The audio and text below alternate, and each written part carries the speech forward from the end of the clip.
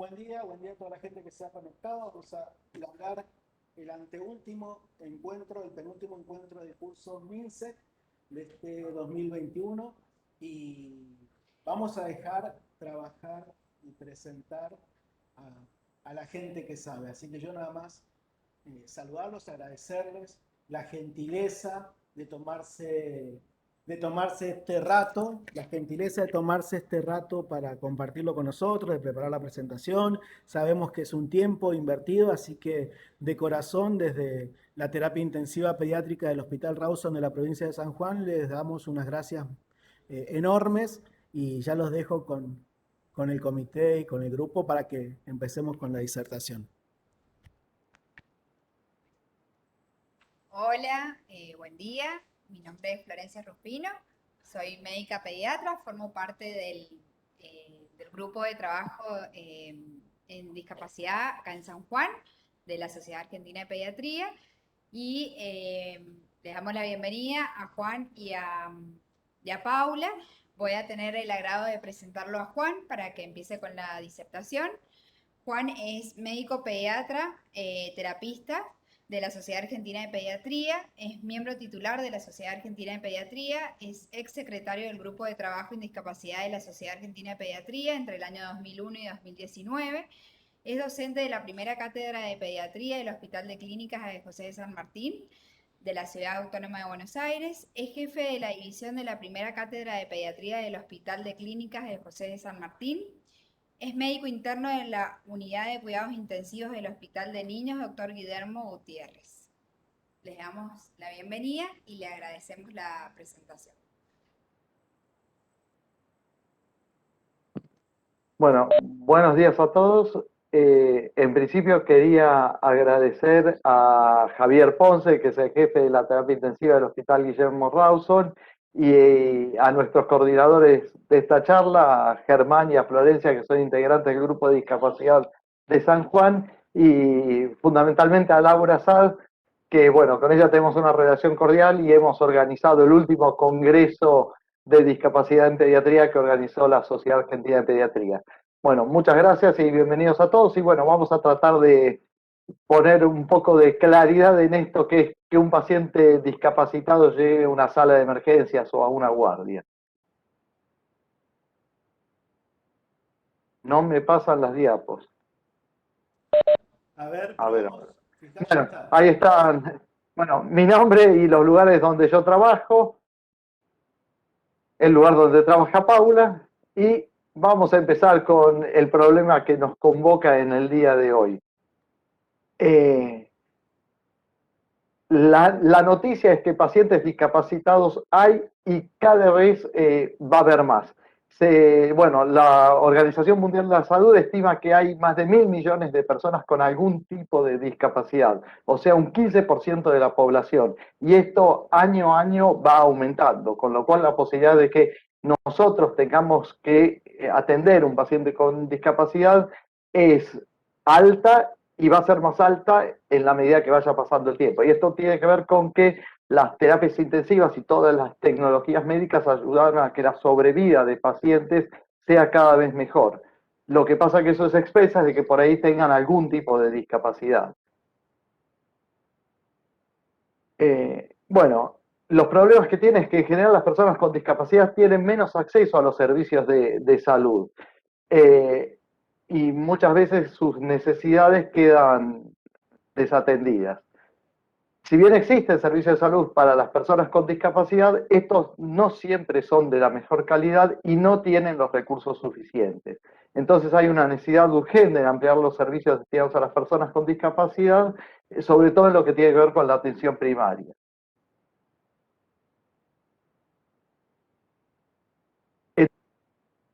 Para nosotros como emergentes del sistema de salud, establecer vínculos entre la discapacidad, las emergencias sanitarias, para tratar de que los pacientes se sientan incluidos. Bueno, hay convenciones que dicen que los pacientes tienen que tener cierta calidad en su atención. La Convención de los Derechos de las Personas con Discapacidad del año 2006 habla en el artículo 9 sobre la accesibilidad. No se los voy a leer, pero los gobiernos se comprometen a que los pacientes tengan unos buenos servicios de salud. Y en el artículo 25 y 26, la Convención habla de que las personas tienen derecho a la misma variedad y calidad de atención que las demás personas. Y esta tiene que ser gratuita o con un costo razonable. Y bueno, lo último que dice es que si tienes una discapacidad, tienes derecho a servicios de atención de salud y de rehabilitación. El artículo 25 de la misma convención dice que las personas con discapacidad tienen derecho a gozar del más alto nivel posible de salud sin discriminación. Pero lo que se ve en la práctica es que muy pocos países prestan servicios adecuados y de calidad a los pacientes discapacitados. Bueno, ¿y qué es la medicina de emergencia? Que es lo que nosotros hacemos habitualmente. Es una especialidad que es dedicada al diagnóstico, tratamiento de enfermedades y lesiones imprevistas, cuya práctica incluye la evaluación, el diagnóstico, el tratamiento y la coordinación de la atención entre múltiples proveedores. El papel del pediatra no debe estar confinado solamente a lo que hace a nuestro ámbito hospitalario, sino que tenemos que tratar de incluir en todos los aspectos en lo que respecta a la atención de este tipo de pacientes. Bueno, ¿qué es lo que pasa cuando un paciente llega a una sala de emergencias? En general, nosotros no conocemos ni al paciente ni a su familia. No conocemos cuáles son sus antecedentes, su historia clínica. En general son pacientes que el motivo de consulta es grave, o se le salió la traqueostomía o tiene una convulsión. El tiempo nos juega en contra y tenemos que tomar decisiones sin conocer demasiado dónde estamos trabajando de manera muy rápida. Y lo que no tenemos que olvidarnos nunca, que es una frase por la que aboga la Sociedad Argentina de Pediatría, es que el pediatra es el médico de cabecera de todos los niños, niñas y adolescentes, inclusive los que tienen alguna condición de discapacidad, y de eso nos tenemos que empoderar nosotros. Bueno, el cuidado de la salud de estos niños debe ser entendido desde sus necesidades y no en función de las enfermedades crónicas que presentan. Y lo que es importante conocer es que en general los niños con discapacidad tienen un mayor número de consultas en los servicios de emergencia. Se internan una mayor cantidad de veces, tienen mayor cantidad de infecciones relacionadas con los cuidados de la salud y las estancias en el hospital son más prolongadas. Como decían, en general se internan por portación de patología más que por lo que le está pasando a los pacientes. ¿Qué es lo que nos pasa a nosotros? Tenemos escaso conocimiento de las características particulares de cada paciente y qué técnicas son adecuadas para su atención. El personal en general son los médicos de guardia que va cambiando todo el tiempo, no tienen como un médico de referencia. Y en general el entorno tampoco ayuda demasiado, todos con guardapolvo blanco, ambos, guantes y ahora con la pandemia, máscaras y ni que decir en una sala de emergencia con alarmas, luz prendida a las 24 horas, la sobreestimulación sensorial es sumamente intensa. Bueno, en general los pacientes con discapacidad llevan mucho más tiempo la atención y es una cosa que en la emergencia no nos ayuda demasiado porque los servicios en general están sobresaturados con muchos otros pacientes. Y en general a lo que les contaba recién, no hay un profesional que sea a cargo del caso como para tenerlo de referencia. En todo esto problemática tenemos problemas, los médicos y los lugares donde los atendemos y el paciente es el problema en sí. ¿Qué nos pasa a los médicos? En general, con respecto a la discapacidad, no hay nula formación en el pregrado. En general uno trata de solucionar los problemas lo más rápido posible. Por ahí se siente atacado con esto de discriminación o uno se sobreinvolucra en el caso. Bueno, la autoestima está herida en la dificultad de la tarea, en general nos sentimos solos porque estamos solos atendiendo al paciente, tenemos sentimientos de sobreexigencia y la mayoría de las veces con respecto a sueldo, sentimos que no somos reconocidos con nuestra actividad. En general, los servicios de emergencias también tienen problemas. Cuando uno diseña un sistema de emergencia, en general la discapacidad uno no lo tiene presente. Entonces siempre tienen lugares con acceso difíciles, escalones, curvas. Las señales y otros métodos de comunicación, escritos y auditivos, no están adaptados y no son accesibles para las personas con diferentes tipos de discapacidad. Usamos habitualmente lenguaje sumamente técnico, por eso es muy importante tratar de involucrarnos con una comunicación responsable con el paciente y con la familia. Bueno, ¿cuáles son las barreras que tenemos? En general, bueno, las barreras inicialmente son de actitud, ambientales. La ignorancia, los prejuicios, la falta de empatía, la soberbia y a veces perdemos de vista el objetivo que es el paciente. ¿Qué es lo que podemos hacer para mejorar esto? Formarnos, conocer lo que tiene que ver con la problemática de la discapacidad, eliminar prejuicios, ser empáticos con los pacientes, tener humildad y respeto y fundamentalmente tener al paciente como objetivo de nuestro interés superior.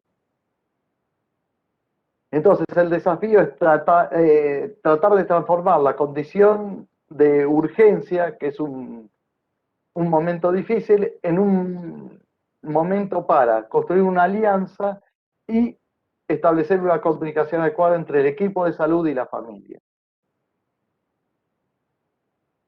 Siempre hay que tener presente que los niños con enfermedad crónica grave tienen fantasías inconscientes acerca de la enfermedad. La familia a veces no saben muy bien por qué se produjo la enfermedad, entonces tienen fantasías. Tienen sentimientos ambivalentes con la relación a la vida y a la muerte del niño, más allá de que por ahí previamente se habían pautado directivas de tratamiento, de no asistencia. El momento en que el paciente llega a la guardia con la emergencia es sumamente difícil.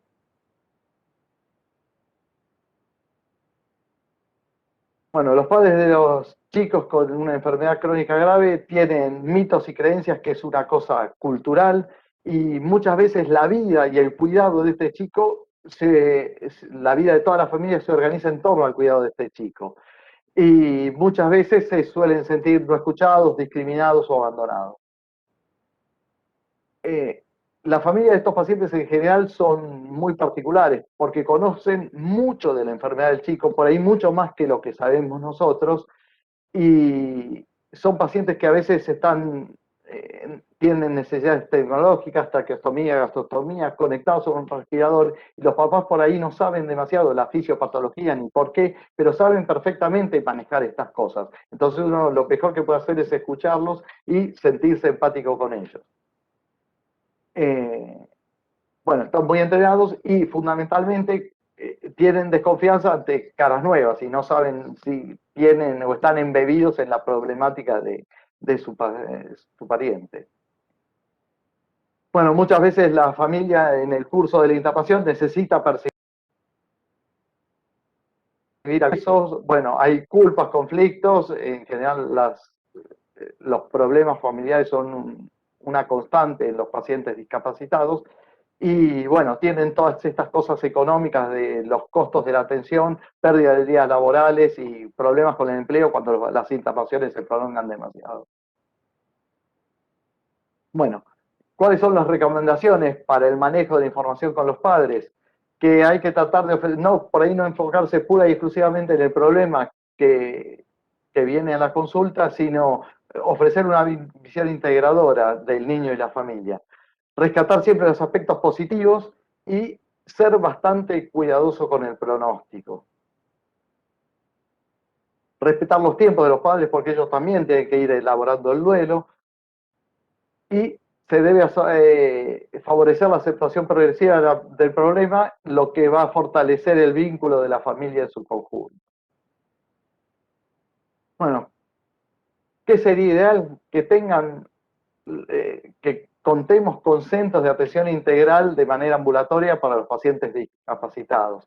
Servicios de cuidados complejos hospitalarios, equipos de salud estables que no vayan cambiando muy frecuentemente y capacitados en el manejo de los pacientes discapacitados y básicamente la interdisciplina y que entre todos los efectores de la salud tengamos un vínculo estrecho y estemos bien comunicados. ¿Qué otras cosas podemos hacer? Que las esperas sean siempre de lo posible de la menor cantidad de tiempo. Que los médicos y todos los integrantes del equipo de salud estemos familiarizados con la atención de este tipo de pacientes. Y considerar a la familia como un pilar más del equipo de salud. Siempre anticiparle a la familia lo que vamos a hacer en un lenguaje que sea sencillo de entender y básicamente tratar de contar con una infraestructura adecuada para la atención de este tipo de pacientes.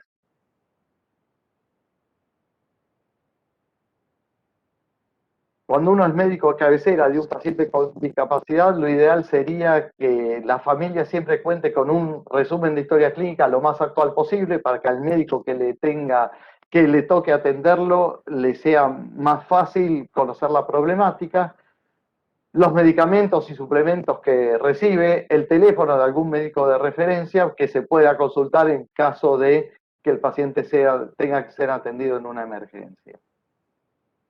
Bueno, ¿y qué es lo que tenemos que hacer nosotros? Reconocer posibles situaciones de emergencia, conocer el manejo y el tratamiento de cada situación y comunicar de manera sensible y adecuada al niño y a su familia las situaciones que se presentan y formular un plan de acción a seguir. Bueno, ahora la dejo a Paula para que continúe con la disertación de motivos que pueden hacer que el paciente consulte una sala de emergencia.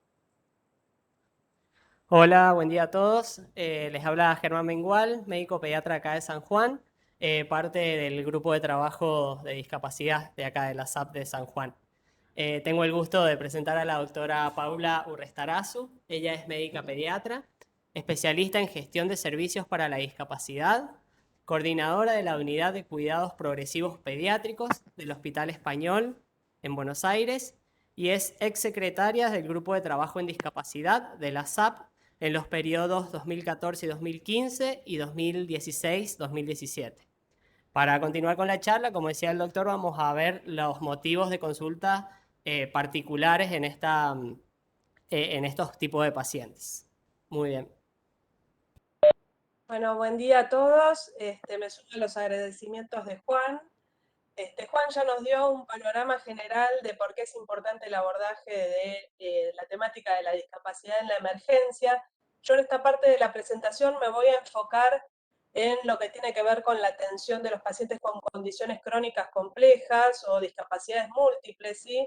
Los que habitualmente mal llamamos los crónicos o los secuelares neurológicos, ¿sí? Como si eso fuera una clasificación diagnóstica, y que también van a encontrar con todas estas definiciones que, si bien no son todas equivalentes y depende del campo de acción en el que nos manejemos o la publicación que leamos, vamos a encontrar distintas formas de llamarlo, tienen algunas características que ya mencionó Juan en particular. En general es un grupo muy diverso con diferentes diagnósticos o incluso sin diagnóstico, que tiene la característica de tener más de una deficiencia o alteración funcional que es permanente o prolongada.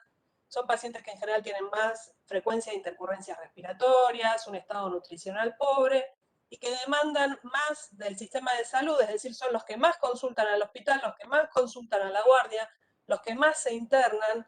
En general necesitan de un cuidado interdisciplinario muy coordinado. ¿Y por qué vamos a hablar de ellos puntualmente? Porque si bien Juan ya hizo, digamos, una introducción sobre la importancia del abordaje de esta población por una cuestión de derechos y de calidad de atención, es una población que en los últimos años ha tenido investigaciones más crecientes, porque si bien es una población minoritaria, o sea, representa a menos del 1% de la población, lo que se está viendo en los diferentes estudios y registros es que en algunos casos, sobre todo en los países más avanzados, llega a concentrar hasta el 40% del costo de la atención sanitaria dentro de un hospital. Estos son algunos de los artículos, primeros de Pediatrics, que lo que describe es que el 20% de la población en la guardia corresponde a la atención de pacientes con enfermedades crónicas complejas. Este otro es italiano, también hace un reporte de casos, y lo que ven es que el porcentaje de pacientes con condiciones crónicas complejas que consultan a la guardia y que terminan internados es significativamente mayor al del resto de la población general. En general, estas internaciones son en las terapias intensivas, y esto significa, digamos, un mayor costo en su atención, como pone este artículo australiano, y en general con estadías muy prolongadas, como ya mencionaba Juan. O sea, no es que nos interesamos solo en este tema por una cuestión de derechos, porque somos buenos o porque somos caritativos, es realmente una población en la que se está haciendo más foco, porque representa un costo considerable en lo que hace el presupuesto de la atención en un hospital. Obviamente esto varía dependiendo de cada centro, no es lo mismo la problemática que tiene un centro de alta complejidad que hace trasplante, que tiene una neonatología compleja, con atención de la prometerés, cardiocirugías y demás, que probablemente tengan una población de este tipo mayor que un centro de menor complejidad. En la Argentina no hay esta información consolidada, pero cada vez, cada uno de los centros, digamos, tiene más interés en evaluar cuál es el comportamiento de su población. Los motivos de consulta de esta población, la siguiente, Juan, son realmente muy variables, como toda la población, es imposible abarcarlos todos en el tiempo que nos queda. En general, los motivos de consulta más frecuentes tienen que ver con intercurrencias respiratorias, gastrointestinales, fiebre, intercurrencias infecciosas o con alguna complicación relacionada al mal manejo del dolor, pero que no tienen un abordaje muy distinto al de la población general. Entonces, lo que vamos a sobrevolar en lo que nos queda de esta presentación es algunos temas muy puntuales, como para poder dejarles a ustedes alguna pista o algo sobre lo que trabajar en sus equipos para adelante. Vamos a charlar un poquito del manejo inicial de los pacientes con traqueostomía, gastrostomía, algo sobre el abordaje inicial de las fracturas espontáneas y algunas pistas también para evaluar al paciente con convulsiones. Bueno, con respecto a la gastrostomía, ustedes ya saben, la gastrostomía es una fístula que comunica la piel con el estómago. Hay distintos dispositivos que nosotros vamos a ver en un paciente gastrostomizado. Acá ven una sonda PEC, que es esta que tiene un soporte externo, y una sonda Foley, que es en general lo que reemplaza a la sonda PEC porque tiene menor costo en algunos casos, hasta que la fístula se consolida y se coloca el botón de gastrostomía. Estos son los dos botones de gastrostomía que más se usan en nuestro medio, el botón tipo Mickey, que es este con el balón que se infla, que es más fácil de manejar para la familia, se puede sacar, lavar y recambiar fácilmente.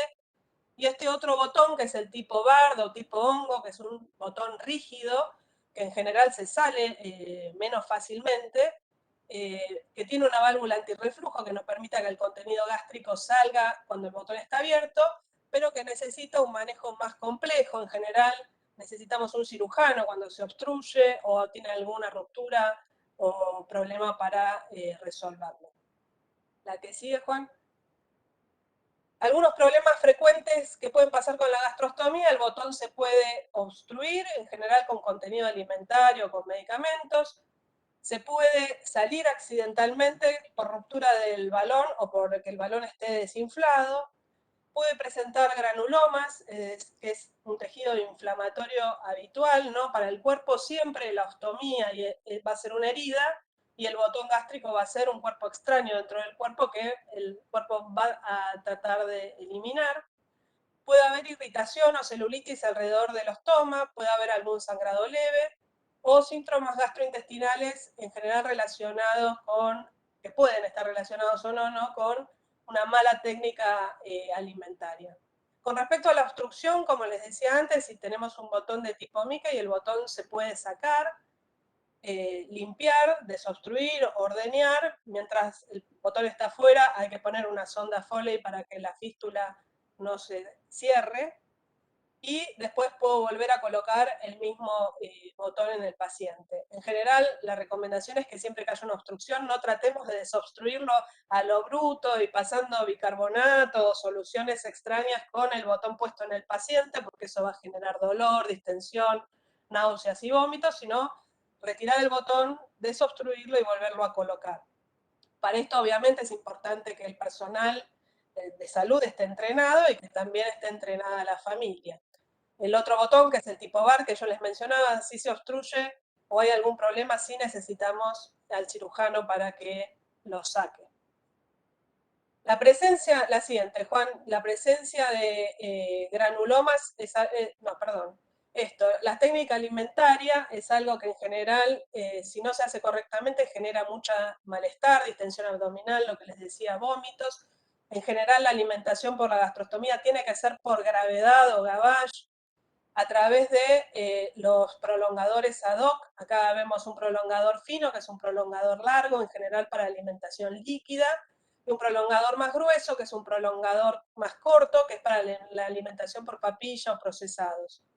Idealmente, entonces, la alimentación es por gravedad. Siempre es importante no empujar la leche o la alimentación con el émbolo, que todo el pasaje sea lo más lento posible, o sea, con el prolongador lo más bajo posible, que el paciente esté sentado en la medida de lo posible cuando come o semi-sentado en un bebecito, y para evitar, digamos, que el pasaje brusco genere distensión, reflujo, vómitos o algún malestar. La que sigue, Juan. Acá vemos un pequeño granuloma. El granuloma, como les decía, es un tejido de inflamación normal que se genera alrededor de la ostomía, no tiene relación con ningún cuidado mal hecho, digamos. En general no genera ninguna complicación, pero a la familia le genera bastante angustia porque queda feo y babea secreciones, a veces puede sangrar. Es un tejido muy friable que podemos romper con una gasita, pero es probable que se vuelva a generar. A veces cuando hay un granuloma aparecemos todos los genios de la medicina y empezamos a inventar emplastes con cremas, ¿no? Macril, Platzuli y mupirocina salen con fritas, a veces le metemos también un poquito de Farmequis y distintos menjunjes que en general no resuelven la cuestión. Acá hay una fotito con nitrato de plata. Otra cosa que a veces se hace es topicar el granuloma con nitrato de plata, pero esto es peligroso porque a veces el nitrato queda pegado en el granuloma y si bien lo va necrosando, va babeando sobre la piel sana y entonces generamos después un problema que no teníamos, ¿no? Acá esta foto tiene una celulitis periostomal, que se trata como cualquier celulitis, también con un antibiótico por vía enteral. No es el tratamiento tópico también con distintas cremitas y rotar cremitas en general tiene poco resultado. Este tipo de, digamos, pantaloncito de gasa con cinta y todo es bastante habitual de ver y esto no sirve para nada. Lo que genera en general es más humedad en la zona periostomal, la piel está húmeda, no la vemos. La recomendación para evitar la celulitis es que la piel esté limpia, seca e hidratada para evitar lesiones. No es necesario poner todo este tipo de cinta. Algún problema que se puede dar cuando el paciente no tiene el botón de gastrostomía puesto y tiene una sonda Foley en su reemplazo es que, como les decía, la sonda Foley no tiene un soporte externo, entonces ante una maniobra de Valsalva, un esfuerzo para defecar, tos y demás, el balón de la Foley se desplaza hacia el duodeno y puede generar, por un problema, digamos, mecánico, vómitos biliosos y vómitos que se, digamos, resuelven rápidamente tirando de la Foley hacia afuera y asegurando el soporte externo. La siguiente, Juan. Bueno, entonces no topicar, no pantaloncitos.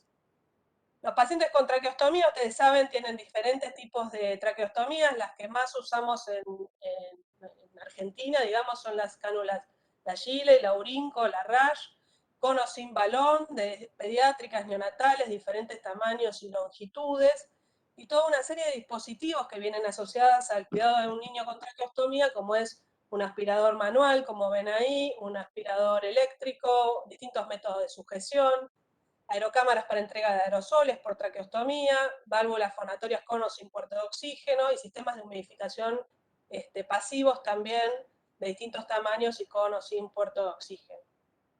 La siguiente, ¿qué problemas puede tener un paciente con traqueostomía? Como decía Juan, estos son problemas graves porque pueden poner en riesgo la vida del paciente, que la cánula se obstruya. Esto en general, lo primero que hay que revisar es el sistema de humidificación. Si se obstruye muy frecuentemente, probablemente necesite otro sistema este paciente. Y la forma de resolver la obstrucción es la aspiración de la cánula traqueal o el recambio de la traqueostomía si esto no resuelve.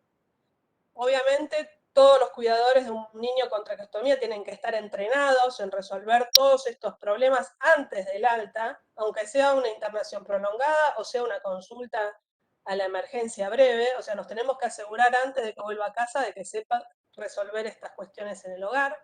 Y obviamente también deberíamos estar todos entrenados dentro de la terapia intensiva, de la emergencia, de los sistemas pediátricos, en poder resolver estas eventualidades.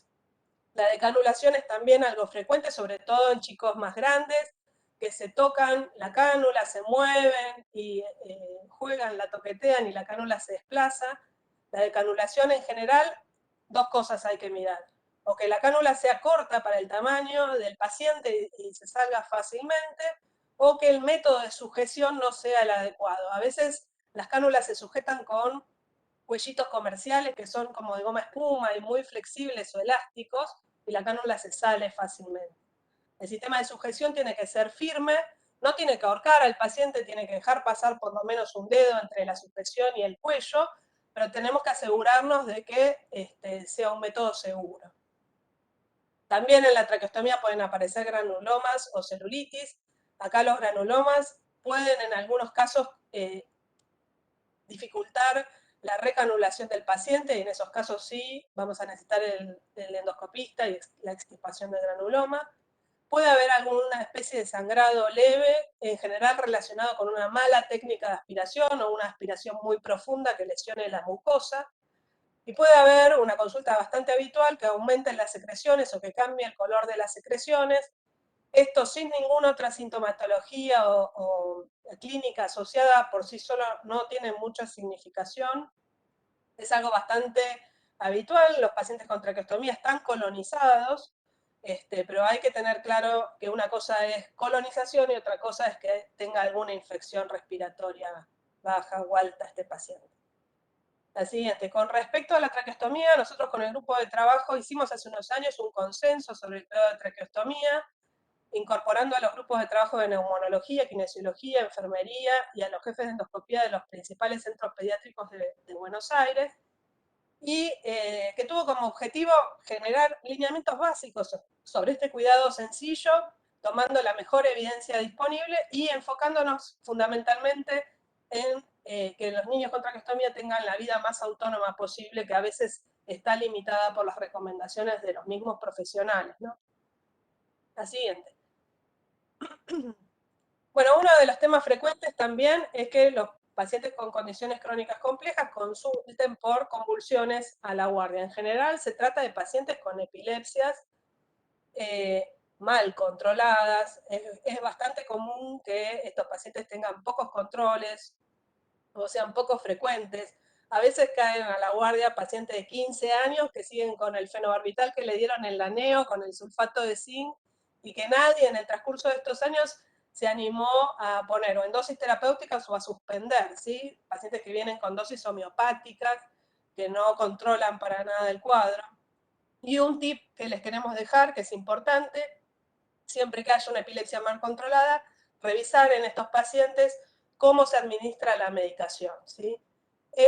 Cuando uno va a preguntar, se va a encontrar con madres que le dan la dosis adecuada para el manejo de las convulsiones al paciente, pero es un paciente que no puede deglutir o no deglute bien, entonces la mamá está 1 hora para darle la alimentación, le cierra la boca, babea, y todo esto hace que la medicación no se absorba bien.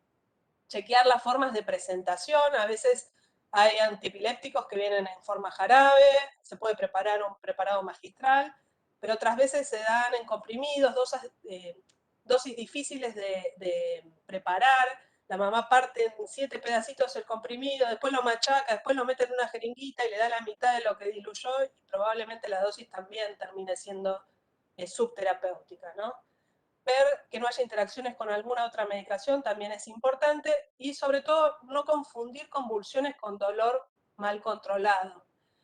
En los pacientes con condiciones crónicas complejas y sobre todo los que necesitan más intensidad de apoyo, o sea, un grado motor funcional 4, el dolor se manifiesta con a veces cambios en la coloración de la cara, con una cara de dolor y con movimientos rítmicos de los brazos y las piernas, que en general no tienen nada que ver con convulsiones, y que a veces están causados por constipación o por un globo vesical o una infección urinaria o alguna fractura, y que se resuelven manejando el dolor primero y lo que lo esté causando, pero que no son una convulsión. Esto parece una pavada, pero a veces es difícil de diferenciar. ¿La que sigue, Juan? Bueno, las fracturas patológicas o espontáneas son también frecuentes en este grupo que les mencionaba antes, pacientes con condiciones crónicas complejas con alta intensidad de apoyos. ¿Por qué? Porque tienen una osteopenia por desuso, y esa osteopenia, por más que uno tome medidas de prevención, o sea, suplemento con vitamina D, calcio, descarga de peso y cuidado postural, es muy probable que se terminen dando más tarde o más temprano. Esto genera mucha angustia en las familias, a veces adentro del equipo, padres que dicen, no, lo fracturó porque lo tocó tal enfermero, el kinesiólogo, culpas entre ellos, la madre acusando al padre porque lo fracturó. Realmente es importante que la familia entienda que esto es una fractura espontánea, se puede dar con un movimiento mínimo o incluso con una distonía o algún movimiento espontáneo del paciente. A veces tienen muy poca clínica también, tienen mucho dolor, pero visiblemente, clínicamente no vemos gran eritema y gran inflamación. O sea, a veces encontramos por el dolor y la radiografía la fractura. Es una fractura así en tallo verde, que lo más frecuente es que la primera fractura sea en el fémur distal, o sea, es una fractura importante, pero que no tiene una sintomatología tan florida. Cuando ven estas fracturas, una recomendación para dejarles es, hay que parar y hay que pensar si realmente este paciente necesita una intervención quirúrgica. ¿Por qué? Porque son pacientes en general muy complejos, a veces es mejor la inmovilización, la alineación, una valva de yeso o una valva de neopren, y esperar a que se forme el callo y la fractura se consolide como sea. No siempre la resolución es la cirugía. Incluso lo van a ver, si ustedes están en la terapia intensiva, muchas veces en estos pacientes se resuelve con osteosíntesis y después la osteosíntesis termina generando nuevos problemas, ¿no? Fracturas distales a la osteosíntesis floja que hay que volver a operar o intervenir para ajustar, a veces clavos que sobresalen hasta la piel, o sea, se empieza a generar un ciclo de intervención y daño que a veces hay que frenar. Si no lo incorporaron, capaz incorporar a alguien al equipo de cuidados paliativos y pensar en esto de la proporcionalidad del cuidado en este paciente con este diagnóstico y este pronóstico. Bueno, entonces, ¿cómo podemos mejorar? Algo ya les dijo Juan, formación científica. Hay sobre estos temas un montón de publicación disponible en los últimos años y cada vez más, porque es una población que está generando interés.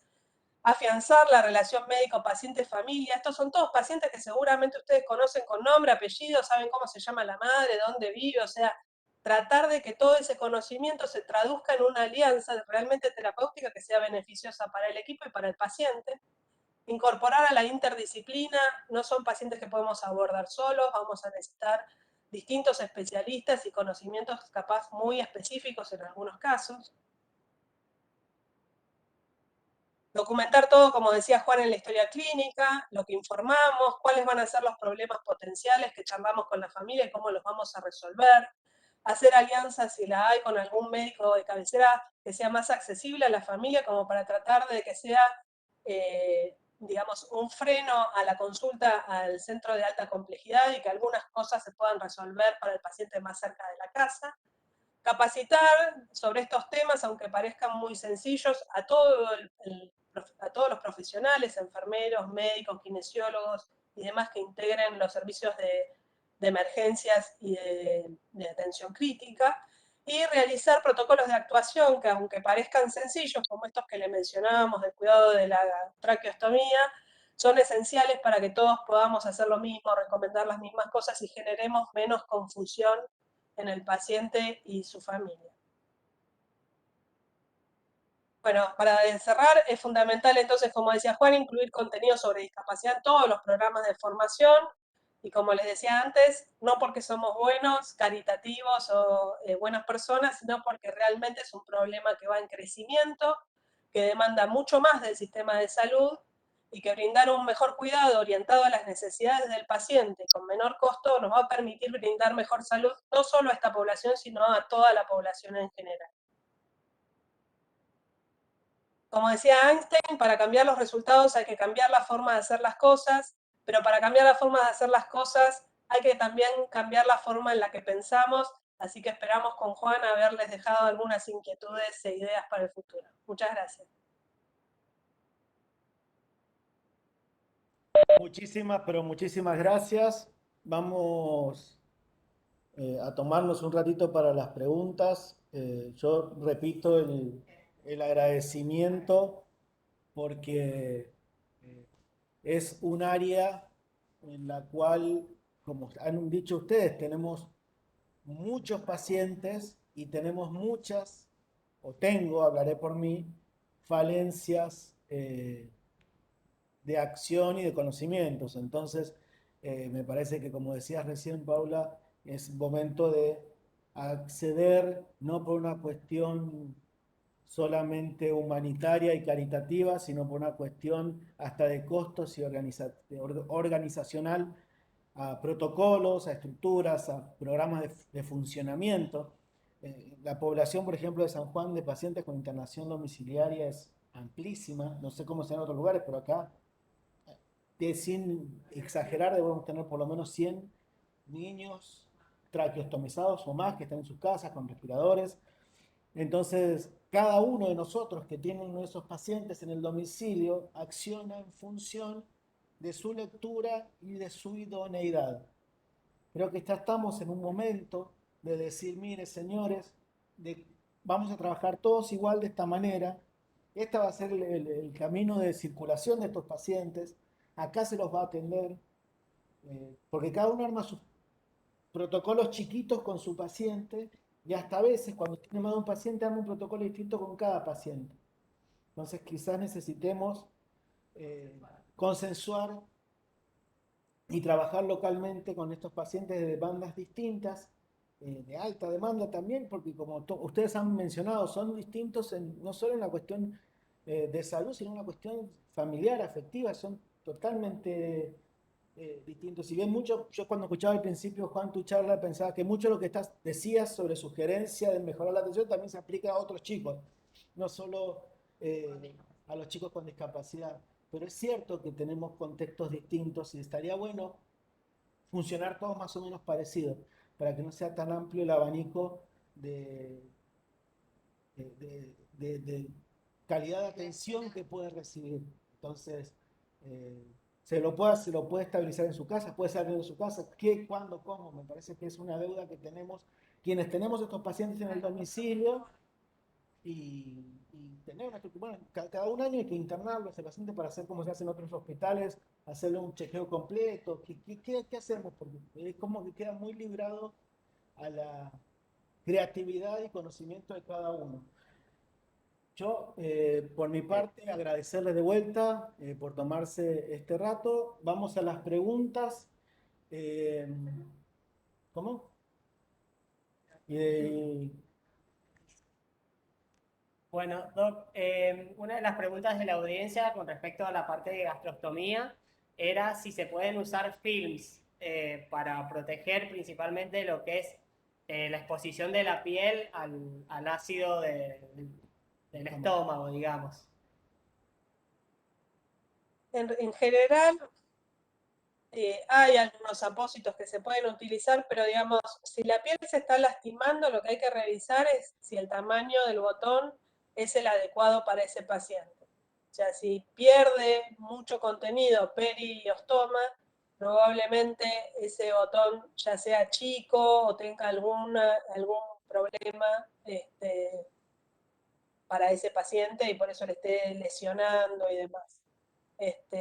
Pero bueno, por eso lo mencioné, porque acá se ven múltiples remedios caseros, distintos tipos de apósitos, cremas y demás, y en general lo más importante es lo menos costoso, que es que la piel esté limpia, que esté seca, que esté bien hidratada, y todo lo que lo cubra al botón en general hace que no veamos la inflamación, que no veamos la secreción, el aspecto capaz mejora, pero bueno, ojos que no ven, corazón que no siente, y abajo en general se termina lastimando. O sea, lo primero es revisar que el tamaño y el tipo de botón sea adecuado para esos turnos. Bien, perfecto, muchas gracias, Doc. No tenemos otras preguntas en el chat, no tenemos preguntas acá. Si no, me gustaría que cierres. Yo le voy a agradecer públicamente también a Laura por este trabajo, por este crecimiento y esta presencia que hemos visto desde afuera nosotros en el área y que nos ha aportado muchísimo a la pediatría. Y creo que va un poquito más allá de la pediatría local, es un impacto, todo el trabajo que están haciendo, se los agradezco como pediatra y como integrante del equipo de salud, porque es un área que necesitamos reforzar, que necesitamos crecer muchísimo y siempre es bueno encontrarse con gente que tiene ganas de que las cosas mejoren. Así que de corazón, muchísimas gracias de mi parte y la dejo a la doctora para que cierre y ya nos vamos. Bueno, nuevamente agradecerles a Paula y a Juan por brindarnos su generosidad académica y desde otros lugares también. Yo a Javier también le quiero agradecer porque me parece que visualizar esta temática nos engrandece a todos desde muchas áreas, porque es una realidad con la que convivimos, ya sea en los ámbitos desde la atención primaria hasta las terapias intensivas, nos pasa todo el tiempo. Y que si no aprendemos a mirarla, no perdemos ese miedo que nos pasa cuando nos llega una persona con alguna discapacidad, ya sea porque es un paciente crónico con mucha complejidad o porque es un paciente que tiene una limitación que no ve o que no escucha o que viene con una mamá que no ve o que no escucha, o viene lo trae ella en una silla de ruedas. Entonces creo que esto es muy valioso que entre todos veamos los recursos para que se vaya mejorando. Y tenía una pregunta algo personal para Paula y para Juan, que nos conocemos un montón y sé que ellos han sido secretarios de los grupos de trabajo de la casa matriz, de la SAP. Era preguntarles qué los hizo pensar más en discapacidad a ustedes. De a uno, si quieren contestar. Juan, ¿querés arrancar vos? La dejo a Paula, que fue secretaria antes que yo. Y a mí Le toca a ella. lo que más me motivó fue la realidad. O sea, a mí lo que me pasó, yo empecé como pediatra hace más de 10 años ya coordinando esta unidad de cuidados progresivos, en la que en general los pacientes que atendemos son todos los pacientes que sobreviven al cuidado intensivo y neonatal. Y lo que me encontraba era que no había ningún protocolo de actuación, esto que un poco mencionaba Javier, cada uno hacía lo que le parecía, o sea, todos sabemos que tenemos que saber qué hacer en el caso de una neumonía y parece que todo lo demás lo podemos tocar de oído, digamos, que de esto no necesitamos ningún respaldo científico. Entonces, bueno, ahí me empecé a buscar formación en distintos aspectos, de discapacidad, tengo formación también en cuidado paliativo, fui aprendiendo cosas puntuales con distintos especialistas y fui armando esta mochila de conocimiento que hoy tengo, pero a la que le falta un montón de herramientas más. Y después, para contarles, yo tuve la oportunidad de ir a conocer la unidad de cuidados progresivos en el Texas Children's Hospital, fui a rotar. Es un hospital gigante en Estados Unidos en el que yo veía en la terapia intensiva se hacían 10 trasplantes cardíacos por día y obviamente la cantidad de pacientes en los cuidados progresivos eran muchísimo mayores y más complejas que las que veía yo, pero bueno, eso me daba la pauta de que no estaba en el camino incorrecto y como decía Juana en su presentación, este es un problema que vino para quedarse, que va a haber cada vez más pacientes de este estilo a medida que vaya también avanzando el cuidado. Entonces, sobre el que necesitamos ir generando conocimientos juntos, consensos claros, y eso necesita mucho trabajo de nuestra parte, hablar y sobre todo mucha interdisciplina, ¿no? Que a veces genera tanto trabajo, ¿no?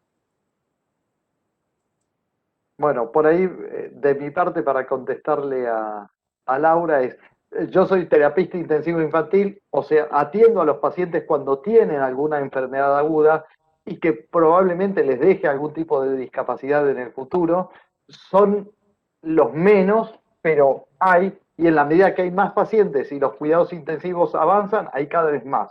Y trabajé 10 años en un centro de rehabilitación que es muy conocido, se llama Fleni, y ahí me tenían las dos caras de la moneda, la del paciente agudo y lo que pasa después de la internación aguda con estos pacientes. Y como decía Paula, cada vez hay más pacientes porque la medicina cada vez es más compleja y lo fundamental es trabajar en equipo. Uno solo no puede resolver los problemas de las pacientes. Y dentro de ese equipo es fundamental la familia. La familia de este tipo de pacientes están muy interiorizadas en la patología y en lo que le pasa. Y por eso la recomendación es escuchar a la familia. Dice, algo le pasa, por más que uno lo revise y dice, no está pasando nada. Si la familia dice que algo pasa, seguramente algo va a estar pasando. Entonces, incluir dentro del equipo kinesiólogos, fonoaudiólogos, terapista ocupacional, médico, pero darle bolilla a la familia porque son los que conviven. Por ahí no saben otras cosas de medicina, pero de la enfermedad de su hijo seguro saben muchísimo más que nosotros. Bueno, buenísimo. Me parece un aporte muy interesante la mirada de ustedes. Y yo quería agregar, sabiendo que tenemos muchos especialistas, que es una oportunidad muy importante para referenciar a su médico de cabecera de cada chico. Esa falencia fuerte que hay, especialmente en las poblaciones con discapacidad, de que no hay un médico de cabecera, un pediatra o el médico que identifiquen, sí aparece la figura fuerte del especialista, ¿sí? Según la patología. Entonces, que es el especialista también el que puede ayudar a referenciar a ese paciente, ¿sí? A hacer un nexo entre todos los profesionales que los atienden y que nosotros, los que hacemos pediatría general, nos animemos también a involucrarnos con el resto de los equipos, ¿sí? Ya sea, como dijo Juan, los equipos de apoyo o los especialistas. Así que esta es una invitación para todos. Invitarlos el 3 de diciembre, ¿sí, Juan? No, yo por ahí para complementar esto, esta es una frase que yo puse en una diapositiva, pero es una frase de Ricardo Berridi, que es un pediatra, que fue predecesor de Paula como secretario del Grupo de Trabajo de Buenos Aires de Discapacidad, y que él aboga por eso, que el pediatra debe ser el médico de cabecera de todos los niños, especialmente los que tienen discapacidad. Los interconsultores, nosotros los queremos mucho, nos llevamos muy bien, somos amigos, pero el que debe comandar el equipo es el pediatra como médico de cabecera. Bien, tal cual, Juan. Bueno, y lo que quería invitarlo desde el grupo de trabajo de discapacidad de la Sociedad Argentina de Pediatría a celebrar el 3 de diciembre el Día Internacional de las Personas con Discapacidad, ¿sí? Así que bueno, quedan todos invitados. Bueno, muchísimas, pero recontra mil, muchísimas gracias.